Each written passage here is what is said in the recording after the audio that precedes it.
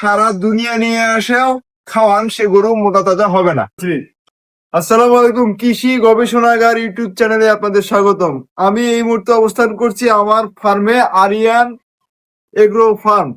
তো আমার ফার্মে আমি যেটা করি সেটা আমি আপনাদেরকে বলছি। তো এবার আপনারা দেখতে পাচ্ছেন আমার খামারে কিছু হাড্ডিসার আছে, এগুলো আমি কোরবানি লক্ষ্য করে এগুলাকে মোটা তাজা করবো। তো এগুলা আমি হাত থেকে ক্রয় করে আনার পরে কি কি খাবার এদেরকে খাওয়াই বা এদের আমি কি কি ঔষধ প্রয়োগ করি সেই সম্পর্কে আমি আপনাদের অবগত করার চেষ্টা করব। তো আপনারা দেখতে পাচ্ছেন এখানে বেশ কিছু হাড্ডিসার গরু আছে। তো সর্বপ্রথম আপনাকে যেটা করতে হবে, যদি গরু মোটা তাজাকরণ করতে চান, প্রথমত আপনাকে গরুর সম্পর্কে ভালো অভিজ্ঞতা অর্জন করতে হবে। আসলে কোন গরুটা মোটা তাজা হবে এবং কি রকম ভাবে আমি তাকে মোটা তাজা করতে পারবো, তো সেই বিষয়ে আপনাকে জ্ঞান অর্জন করতে হবে এবং গরুর ভালোভাবে নির্বাচন করতে হবে যে আসলে কি এই এই যে গরুটাকে আমি এই 3 মাস 3.5 মাস খাওয়াবো, তো আসলে এটা থেকে আমি কি রকম ফিডব্যাক মানে এর কাছ থেকে আমি আশা করছি।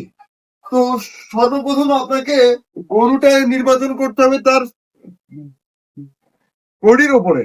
আসলে এই যে গরুগুলো আছে এগুলো আমার এভারেজে পড়তে 37,000, আর আনা অবধি এগুলা খরচ হয়েছে 38,000। মানে হাসিল হাসিল হাটের হাসিল এবং হচ্ছে পিক আপ খরচ এবং আমার যাতায়াত সহ এগুলো 38,000 টাকা করে পড়ে গেছে। আর এগুলা 3 মাসে আমার এখানে আমার কাছে এরা খাবার খাবে 6,000 থেকে 6,500 টাকার মধ্যে। এরা ফুল খাবার খাবে 3 মাস। 3 মাস অর্থাৎ 90 দিন। এই 90 দিনে আমি এদেরকে ফুললি এরকম স্বাস্থ্যে আনবো। এই যে আপনারা দেখতে পাচ্ছেন, এটাই কিন্তু আমার 95 দিন হচ্ছে আর কি। ওটা আমি আপাতত ওটা বিক্রি করবো না। তো এগুলো আমি আনছি 22 তারিখে। তো এগুলাকে আনার পরে আমি এদেরকে প্রথমত খাওয়াইছি ফার্স্ট বেড অর্থাৎ প্যারাসিটামল, কারণ এরা বিভিন্ন জায়গা থেকে আসছে। এই কারণে এদেরকে আমি প্যারাসিটামল গুলো খাওয়াইছি। আর আপাতত তার একদিন পরে এদেরকে আমি ভিটামিন বি কমপ্লেক্স, বিকট বেড, বি প্লেক্স বেড, এই ইঞ্জেকশন গুলো আমি পুশ করেছিলাম। তো আপাতত এদের 7 দিন বয়স হইলে আমি এদেরকে কৃমির ওষুধ খাওয়াবো। দেন তার পরবর্তীতে এদেরকে আমি হচ্ছে যে দানাদার খাবার আছে সেগুলো অ্যাপ্লাই করব। আর আমি এদেরকে কি রকম দানাদার খাবার খাওয়াচ্ছি আমার ইউটিউব চ্যানেলে ভিডিও আছে, ওটা আপনারা দেখতে পারেন। তো আমি 100 কেজি দানাদার খাবার তৈরি, কি কি উপাদান দিয়ে তৈরি করি ওটা আপনারা দেখে আসতে পারেন। তো এই প্রসেসে আপনারা যদি গরুগুলাকে খাবার খাওয়ান, তাহলে আপনার এই রকম হাড্ডিসার গরুগুলো আনলে এরকম মোটা তাজা অবশ্যই হবে। তো আপনারা যদি কোরবানিকে লক্ষ্য করে যদি গরু মোটা তাজাকরণ করতে চান, আপনাকে হয় এরে এরে বা ষাঁড় গরু নির্বাচন করতে হবে, আর নাহলে এরকম হাড্ডিসার গরু নির্বাচন করতে হবে। আমি আমার খামারে এই সকল গরুগুলো নিয়ে আসছি কোরবানিকে লক্ষ্য করে মোটা তাজা করার জন্য। তো আপনারা দেখতে পাচ্ছেন এগুলার কিন্তু রং কিন্তু অনেক সুন্দর, আর এগুলার বয়স কিন্তু 6 দাঁত, 4 দাঁত, 2 দাঁত। বয়স অনুপাতে গরুগুলো ক্রয় করতে হবে, তা না হলে সঠিক সময়ে এই 3.5 মাসে মোটা তাজাকরণ করতে পারবেন না। সময় একটু 1-1.5 মাস বেশি সময় লাগতে পারে। সেই কারণে আপনারা হাটে যখন গরু ক্রয় করবেন, কি দেখে ক্রয় করবেন সেটাও আমি আপনাদের সুবিধার্থে বলে দিচ্ছি।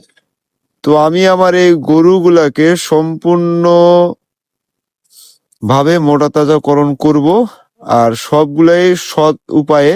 এখানে কোনো অ্যাস্টেরয়েড বা ক্ষতিকর কোনো ঔষধ আমি ব্যবহার করি না গরু মোটা তাজা করার ক্ষেত্রে। তা চলুন আমি আপনাদের দেখাই। এখন যে দুইটা সাইওয়াল বাছুর দেখতে পাচ্ছেন, এদের বয়স 13 মাস। এরা ইনশাল্লাহ 2027 সালের কোরবানির জন্য রেডি হচ্ছে আমার খামারে। তো আমাদেরকে গরুর নির্বাচনের ক্ষেত্রে যে জিনিসগুলো লক্ষ্য রাখতে হবে, প্রথমত গায়ের রং। যদি গায়ের রং এরকম লাল হয় অথবা এরকম যদি বাদামি বর্ণের হয়, অন্যান্য ওই সাদা গরুর তুলনায় এর মার্কেট ভ্যালু ভালো।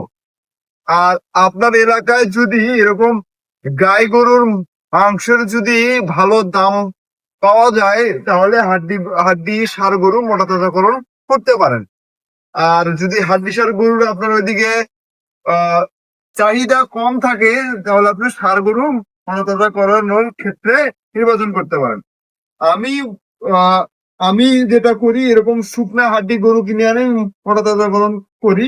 আর সর্বপ্রথমে আমি গরুর দেখি রং।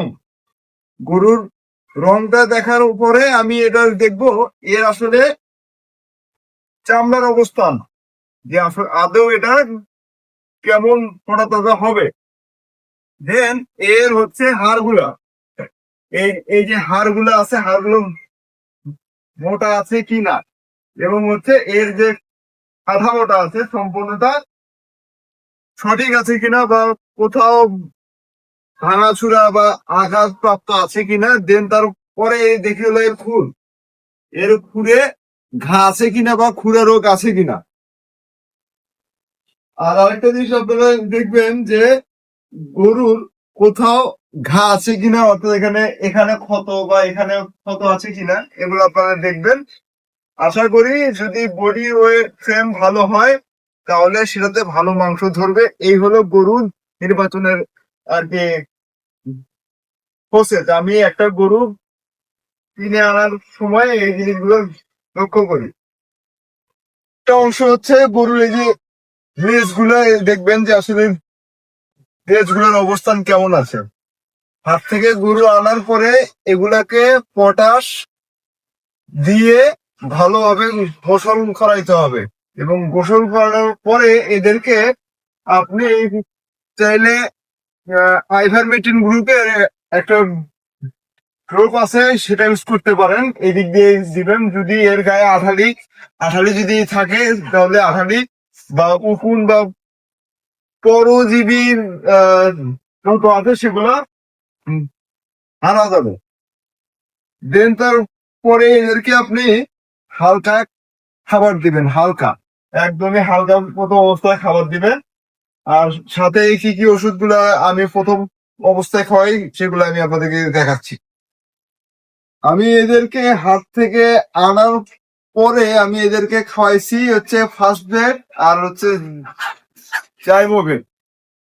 কারণ এর মূল কারণ হচ্ছে এই জাইমোবেটটা আমি কেন খাওয়াইছি আর ফার্স্ট বেডটা কেন খাওয়াইছি। ফার্স্ট বেড খাওয়াইছি যে এদের ব্যথার জন্য, মানে এরা বিভিন্ন হাট থেকে আসে, এদের সারাদিন বিভিন্ন জার্নি করে আসে, এই জন্য এদের আমি ফার্স্ট বেড খাওয়াইছি। আর এদেরকে হাটে যখন আনা হয়, যে ব্যাপারী আছে এরা অতিরিক্ত এদেরকে খাওয়ায়। খাওয়ানোর ফলে হয় কি, এদের বদ হজমও হয়। অনেক সময় এগুলার পেট ফুলে যায়, যাতে পেট ফুলে যাতে না যায় এবং বদ হজম যাতে না হয়, এই জন্য জাইমোবেট খাওয়াইছি আমি। জাইমোবেট খাওয়াইছি। আর তার একদিন পরে এদেরকে আমি এরকম বি কমপ্লেক্সের বিকোডবেট এদেরকে ইনজেকশন করছি। আর আজ থেকে, অর্থাৎ হাত থেকে আনার 7 দিন পরে এদেরকে আমি কৃমির ট্যাবলেট খাওয়াবো। ট্যাবলেট খাওয়ানোর 21 থেকে 22 দিন পর আমি এদেরকে নাইট্রোনাক্স ইনজেকশন ব্যবহার করব, অর্থাৎ ইনজেকশন ব্যবহার করব। তার 21 দিন পর আবার আইভারমেকটিন গ্রুপের ইনজেকশন ব্যবহার করব।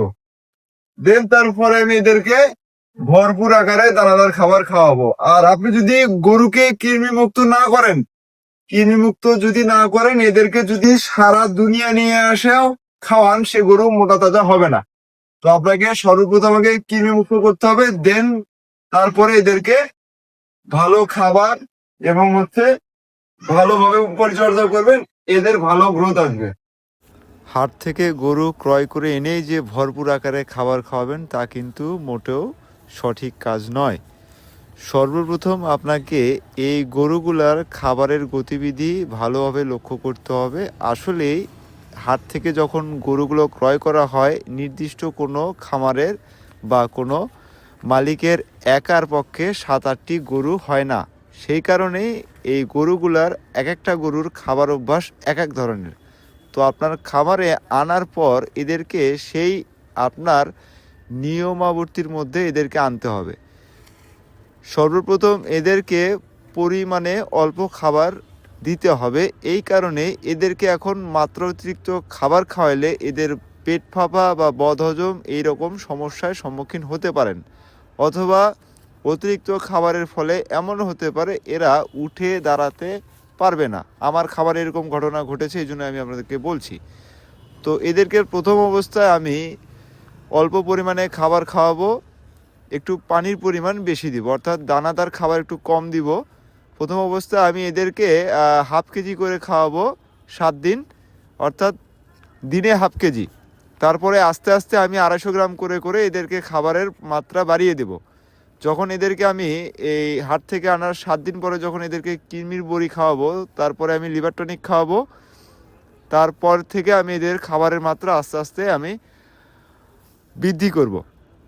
তো এই রকম করতে করতে 90 দিন পর্যন্ত, অর্থাৎ 60 দিন পরে এরা খাবার খাবে দৈনিক 2.5 থেকে 3 কেজি খাবার খাবে, দানাদার খাবার। আর ঘাস খাবে 10 কেজি, আর খড় খাবে 15 থেকে 20 কেজি। আর খাবারের পাত্র অবশ্যই সবসময় পরিষ্কার রাখার চেষ্টা করবেন, এবং আপনার গোয়াল ঘরে যাতে গোবর না থাকে এবং সবসময় পরিষ্কার পরিচ্ছন্ন রাখবেন। এতে আপনার গরুর স্বাস্থ্য ভালো থাকবে এবং অসুখ বিসুখ কম হবে। খাবার পাত্র সবসময় পরিষ্কার রাখবেন এবং পরিষ্কার পানি ব্যবহার করবেন। আর খাবারের সঙ্গে খাবার লবণ ব্যবহার করবেন, এতে হজম প্রক্রিয়া ভালো হবে এবং লিভার ভালোভাবে খাবারটা শোষণ করতে পারবে, তার পুষ্টিগুণ। আর মোটা তাজাকরণের ক্ষেত্রে আপনাকে অবশ্যই ভালো মানের লিভার টনিক ব্যবহার করতে হবে। লিভার টনিকের কোনো বিকল্প নেই। যে গরুর সুস্থ লিভার সে গরু সুস্থ বা স্বাস্থ্যবান, এটাই বাস্তব এবং পরীক্ষিত। তো ভালো মানের লিভার টনিক আপনারা ব্যবহার করবেন। তো আজকের ভিডিও এই পর্যন্তই। ভালো থাকুন, সুস্থ থাকুন। আবারও দেখা হবে অন্য একটি ভিডিওতে। আসসালামু আলাইকুম।